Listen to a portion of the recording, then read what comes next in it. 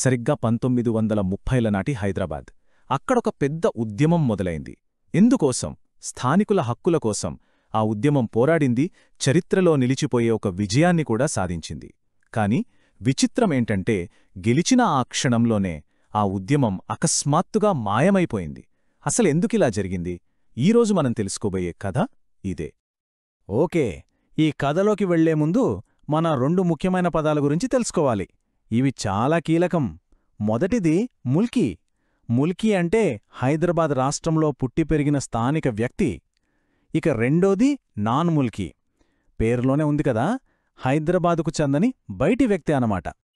అయితే ఈ ముల్కీ నాన్ ముల్కీ అనే తేడా కేవలం ఎవరు ఎక్కడ పుట్టారు అనేదానికే పరిమితం కాలేదు. ఇదే ఆ తర్వాత కాలంలో ఒక పెద్ద రాజకీయ, సామాజిక పోరాటానికి కారణమైంది. ఉద్యోగాలు, గుర్తింపు, వీటన్నిటి చుట్టూ ఈ పోరాటం నడిచింది.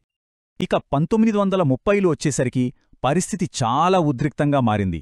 ఏమైందంటే, ప్రభుత్వ ఉద్యోగాల్లో బయటివాళ్లదే అంటే నాన్ ముల్కీలదే హవా నడుస్తోందని స్థానికులు తీవ్రంగా ఆందోళన చెందారు. మాకు రావలసిన ఉద్యోగాలు, ప్రమోషన్లు అన్నీ వాళ్లకే వెళ్తున్నాయి, మమ్మల్ని కావాలనే పక్కన పెడుతున్నారని వాళ్లు బలంగా నమ్మడం మొదలుపెట్టారు. నిజానికి ఈ సమస్య మొదలవ్వడానికి ఒక కారణముంది. 1919లో నిజాం ఒక ఫర్మానా జారీ చేశారు. దాని అసలు ఉద్దేశం మంచిదే, స్థానికులకే ఉద్యోగాలివ్వాలని. కాని ఏం జరిగిందంటే, దాన్ని కొందరు నాన్ ముల్కీలకు అనుకూలంగా మార్చుకున్నారు. దీంతో స్థానికుల్లో నిరసన జ్వాలలు ఇంకాస్త పెరిగాయన్నమాట. సరే, ఈ నిరసనలు, ఆందోళనలు ఇలా పెరుగుతూనే ఉన్నాయి. చివరికి 1933లో ఈ మొత్తం కథ ఒక కీలకమైన మలుపు తీసుకుంది. ఎందుకంటే అప్పటి పాలకుడు 7వ నిజాం మీర్ ఉస్మాన్ అలీఖాన్ ఈ విషయంలో జోక్యం చేసుకోవాల్సొచ్చింది. ఆయనేం చేశారంటే, ముల్కీల ఉద్యోగాలను కాపాడటానికి ప్రత్యేకంగా ఒక కొత్త ఫర్మానా జారీ చేశారు. అందులో చాలా స్పష్టంగా చెప్పారు, ఇకపై ప్రభుత్వ ఉద్యోగాలు చదువుకున్న స్థానికులకే అంటే ముల్కీలకే ఇవ్వాలి అని. ఇది ఉద్యమానికి దక్కిన మొదటి అతి పెద్ద విజయం అని చెప్పాలి. ఇంకేముంది, నాయకులందరూ చాలా సంతోషించారు. ఈ మంచి పని చేసినందుకు నిజాం గారికి కృతజ్ఞతలు చెప్పడానికి పద్మజానాయుడు, బూర్గుల రామకృష్ణారావు లాంటి ఎంతోమంది ప్రముఖులు కలిసి ఒక పెద్ద బహిరంగ సభ పెట్టారు. సరిగ్గా ఈ విజయమే ఉద్యమకారుల్లో కొత్త ఉత్సాహాన్ని నింపింది. వాళ్లకొకటి అర్థమైంది, కేవలం అప్పుడప్పుడు నిరసనలు చేస్తే సరిపోదు, ఒక పక్కా ప్రణాళికతో ఒక సంఘంగా ఏర్పడి పోరాడాలని నిర్ణయించుకున్నారు. ఆ ఆలోచనే అప్పుడు బలపడింది. అనుకున్నదే తడవుగా ఆ విజయంతో వచ్చిన ఊపులోనే సరిగ్గా 2 ఏళ్ల తర్వాత అంటే 1935లో ఒక కొత్త సంఘం అధికారికంగా ఏర్పాటైంది. దానికి వాళ్లు పెట్టిన పేరు నిజాం ప్రజా సంఘం. ఇంగ్లీష్లో అయితే ది నిజాం సబ్జెక్ట్స్ లీగ్. ఈ సంఘం ఒకే ఒక్క చాలా శక్తివంతమైన నినాదంతో ముందుకు సాగింది. ఆ నినాదమేంటంటే, హైదరాబాదీల కోసం హైదరాబాద్.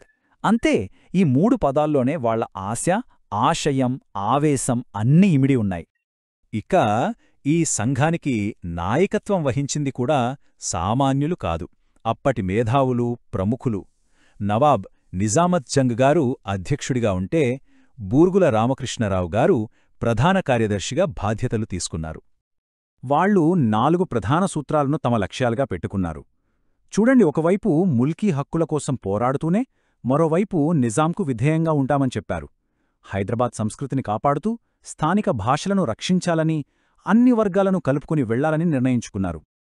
అయితే వీటన్నిటితో పాటు వాళ్ల లక్ష్యాల్లో 5వది ఒకటుంది. అదేంటంటే, బాధ్యతాయుతమైన పార్లమెంటరీ ప్రభుత్వం ఏర్పాటు చెయ్యాలి అనేది. వినడానికి బాగానే ఉన్నా నిజాంలాంటి రాజుల పాలనలో ఈ మాట చాలా ప్రమాదకరమైంది. బహుశా ఇదే తమ పతనానికి కారణమవుతుందని వాళ్లప్పుడు ఊహించి ఉండరేమో. ఇప్పుడు చూడండి, ఈ ఉద్యమ ప్రయాణం చాలా ఆసక్తికరంగా ఉంటుంది.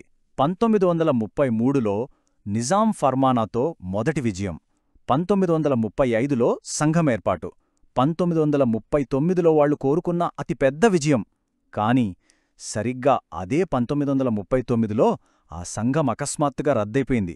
చూశారా, ఎంత వేగంగా ఎదిగి అంతే వేగంగా పడిపోయిందో. ఇదే మనల్ని ఈ కథలోనే అసలైన మిస్టరీ దగ్గరికి తీసుకొస్తుంది. ఏంటంటే, వాళ్ల అతిపెద్ద విజయం, వాళ్ల ఆకస్మిక పతనం రెండూ ఒకే ఒక సంవత్సరంలోనే 1939లోనే జరిగాయి. ఎలా? సరే, ముందుగా విజయం గురించి మాట్లాడుకుందాం. ఈ నిజాం ప్రజాసంఘం చేసిన పోరాటం, వాళ్లు పెట్టిన ఒత్తిడి వల్ల ప్రభుత్వం ముల్కీ రూల్స్ని మార్చడానికి ఒప్పుకుంది. దానికి ఒక కమిటీ వేశారు. ఆ కమిటీ సిఫారసులతో ఉద్యోగ నిబంధనలను అధికారికంగా సవరించారు. అంటే వాళ్లనుకున్నది సాధించారు, గెలిచారు. ఇక పతనం సరిగ్గా అదే సంవత్సరంలో ఇంత పెద్ద విజయాన్ని సాధించిన ఆ సంస్థ పూర్తిగా కనుమరుగైపోయింది. దాని ఉనికే లేకుండా పోయింది. అప్పుడు మనందరికీ ఒకటే ప్రశ్నొస్తుంది కదా, ఇంత పెద్ద పోరాటంలో గెలిచారు, మరి ఎందుకు అదృశ్యమయ్యారు?